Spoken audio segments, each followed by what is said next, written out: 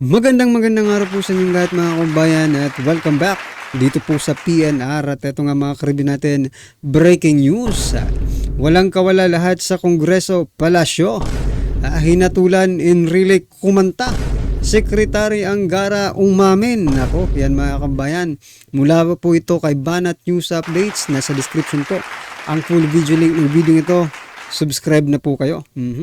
At ito nga mga kabayan, nasa thumbnail po natin, may ebidensya na. Handang ibalik ang nakaw. Nako. Yan mga kabayan, isa rin po yan sa pag-uusapan natin. Ha? At ito pa, nako. Bilyon-bilyon ang pondo ng presidente, DSWD at kung ano-ano pang mga ahensya, no, ng ating gobyerno. Pero ilang pirasong yero lang at kahoy ang ibinigay sa mga nasalanta ng bagyo. Ito mga kabayan, mamaya ipapakita po natin yan, no? At ito nga, okay, simulan na po natin dito po sa sinasabi kong may ebidensya. Kasi po mga kabayan, ito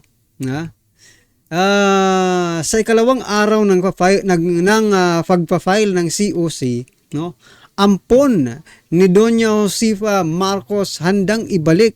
Handang ibalik. Grabe 800 quadrillion. Malaking pera ito. Handa niyang ibalik sa Pilipinas. Galing po ito dito sa Marcos, mga kabayan. Ampon ng lola ni PBBM. Ibig sabihin mga kabayan, ano to ni PBBM? Tsuhin. Diba? O kung legal kung legal yung pagkakaampon sa kanya, tsuhin po ito ni PBBM. Yan mga kabayan. Ito, pakinggan po natin ang balitang ito.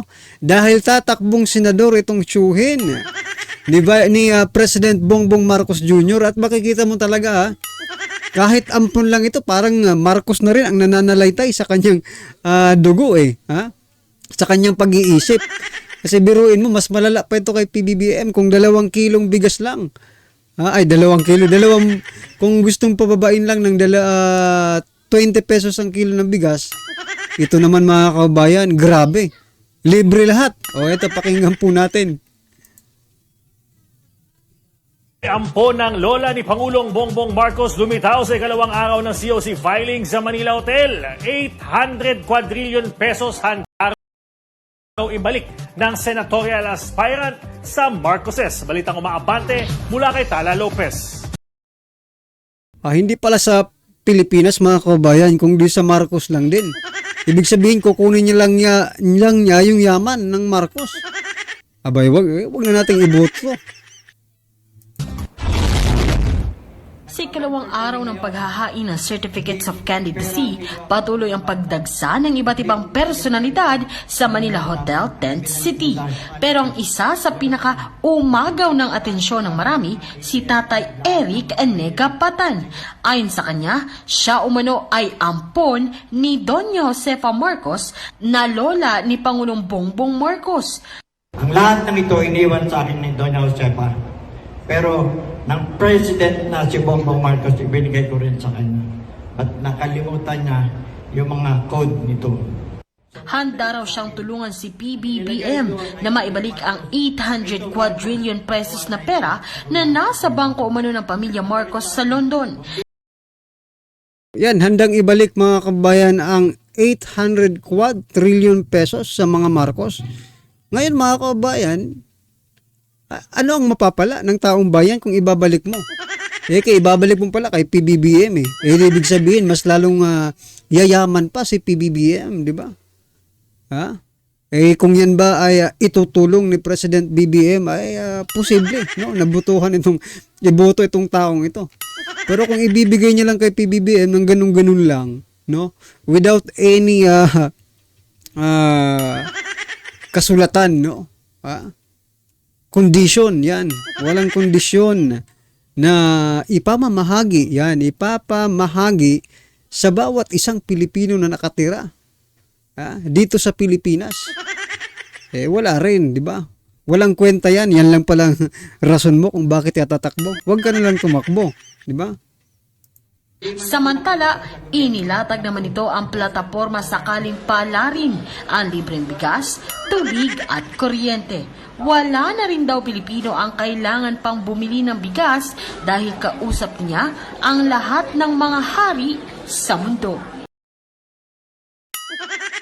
Naloko na mga kabayan. Kita nyo na, ito po yung sinasabi ko ha. Ito po yung pambubudol. Kung tayo nabudol po tayo nung 20 pesos ang kilo ng bigas, dito naman, sobra-sobra naman po ito. Ha? Wala nang gagawin yung tao. Magiging tamad na lahat. Parang ano na rin ito ha. It's more than ayuda na. Ay, biruin mo, libre na yung bigas. Libre na yung tubig, libre pa yung kuryente. Ano na ang gagawin? Saan na papunta ang Pilipinas? Grabe talaga mambudol ang mga Marcos, no? Marcos din ito, mga kabayan, ha? Grabe. Ha? Ano nang mangyayari sa Pilipinas? Nagpapatawa ba itong si ano? Anong pangalan nito? Itong ampon ni Doña Josipa. Nagpapatawa ka ba, sir? Ha? Kung yung 20 pesos ang kilo ng bigas, hindi magawa-gawa eh. Yan pa, ililibre mo. Pati kuryente at tubig. Naku naman. Wala na pong bibili ng bigas. Wala na magbabayad ng tubig. Wala na magbabayad ng kuryente. Wala na rin maggagawa ng bahay ng mga mahirap. Umano'y ampon ng lola ni Pangulo So yan mga kabayan, iboto na natin to. Biruin nyo, libre ng bigas, libre pa ang tubig, libre pa ang kuryente. Wala nang kahirap-hirap.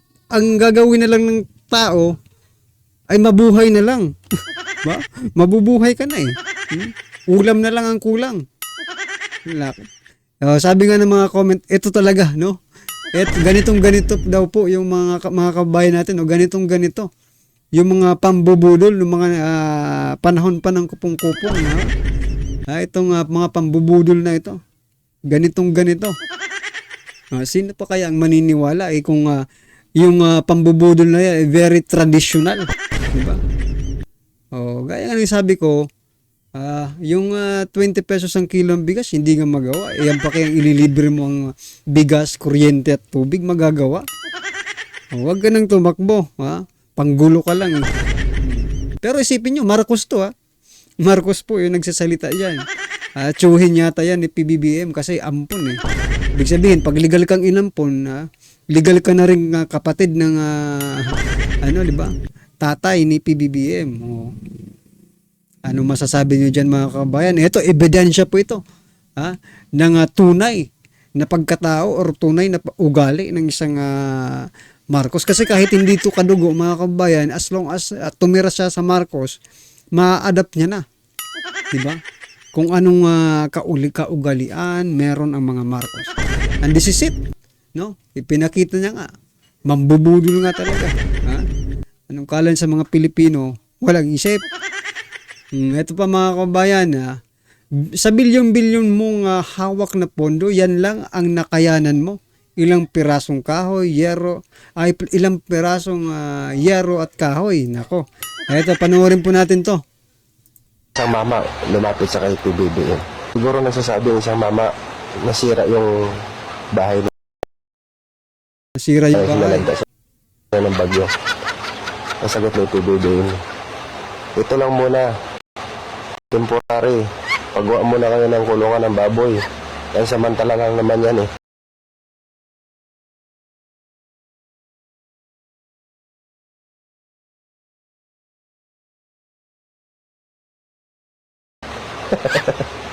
Ay isang mama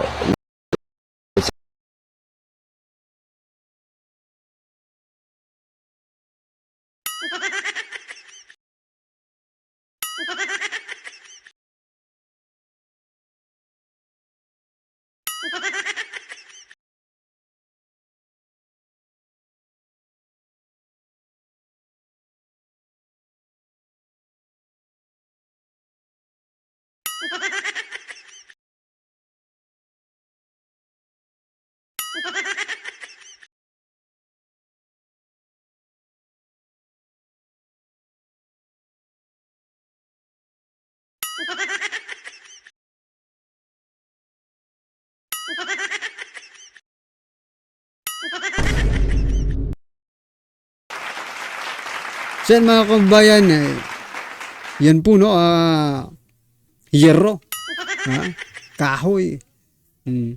Hindi po sustainable yan mga kabayan sapagkat, di ba? Kasi babagyuin ulit, wala rin yan.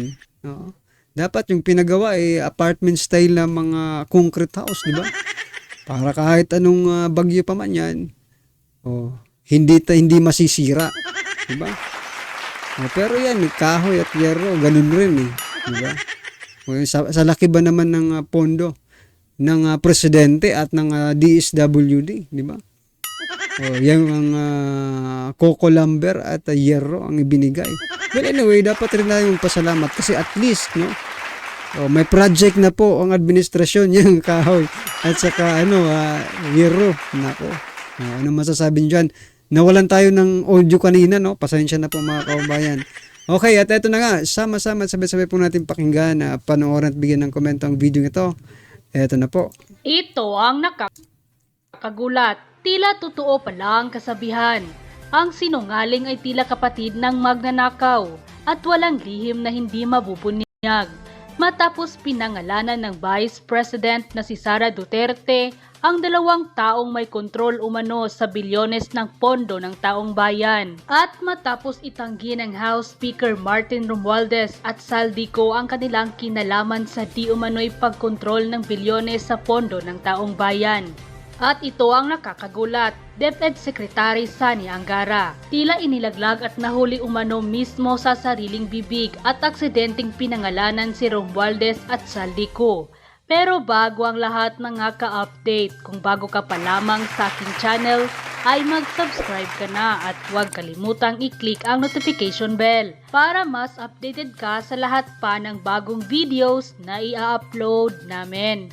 At ito na nga mga ka-update, tila napatunayan na mismo ng pangalawang Pangulo na si Sara Duterte na hindi gawa-gawa lang o imbento ang kaniyang mga inilabas na mga testimonya na 2 tao lamang raw ang kumokontrol ng bilyones hanggang trilyones na pera ng buong Pilipinas at hindi lamang dokumento ang magpapatunay dito. Dahil kahit na mismo ang kasalukuyang DepEd Secretary na si Sani Angara ay tila nadulas at nahuli mismo sa sariling bibig at aksidenteng naibuking at napatunayan na tila tama talaga ang naging inilabas ng mga pagbubunyag at mga testimonya noon ng pangalawang Pangulo na di umano'y hawak lang ng 2 tao ang bilyones at trilyones na budget ng buong Pilipinas. At ito'y walang iba kundi ang nasabing Speaker of the House na si Martin Romualdez at Congressman Zaldico. Sa ginanap na Teachers Day kahapon sa Quezon City, tila aksidenteng nasambit at pinangalanan ni Sani Angara ang pangalan ni Zaldico at Martin Romualdez nang pasalamatan nila na ito raw ang 2 taong nag-increase ng budget ng DepEd sa appropriation fund nito ng taong 2025.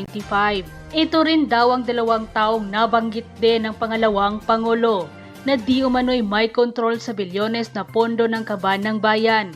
Matapos madulas ang dila ni Sani Angara nang sabihin nitong sana daw ay dagdagan daw di umano ni Romualdez ang budget ng Department of Education, kung saan si Sani Angara na ngayon ang tumatayong sekretary matapos nitong palitan ng pangalawang Pangulo nang mag-resign ito bilang DepEd Secretary. At ito na raw marahil ang kumpirmasyon at naging ebidensyang lalabas umano laban kina Martin Romualdez at Saldico at magpapatunay rin na hindi imbento ang mga testimonya noon ng pangalawang Pangulo kung saan tahasan itong pinangalanan ang 2 na di umano'y kumokontrol sa bilyones na pondo ng taong bayan. Kaya't ganoon na lamang raw na pinag-iinitan at ilan sa mga dahilan kung bakit siya nagbitiw bilang kalihim ng Department of Education. Narito at panoorin ang umano'y paglaglag ni Sani Angara kina Martin Romualdez at Saldico at di umano'y kumpirmasyon na totoo ang sinabi ng pangalawang Pangulo na ang dalawang mambabatas ang tanging dalawang taong kumokontrol sa budget ng taong bayan. Sa video na ito mga kababayan, pinatunayan ho nitong si Sani Angara na totoo ang sinasabi nitong si Vice President Sara Duterte na dalawang tao lang ang may control sa budget ng sambayan ng Pilipino.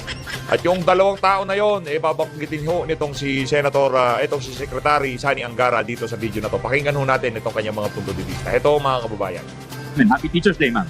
At sa ating napakagaling na political leader, ang Speaker ng House of Representatives, Speaker Martin Romualdez. Sana daw madagdagan yung budget ng Department of Education, Mr. Speaker. Thank you. Nangako na po si Speaker at ang Chairman ng Appropriations. Wow! Grabe. Sinong nangako? Ulitin natin. Sinong nangako? Game.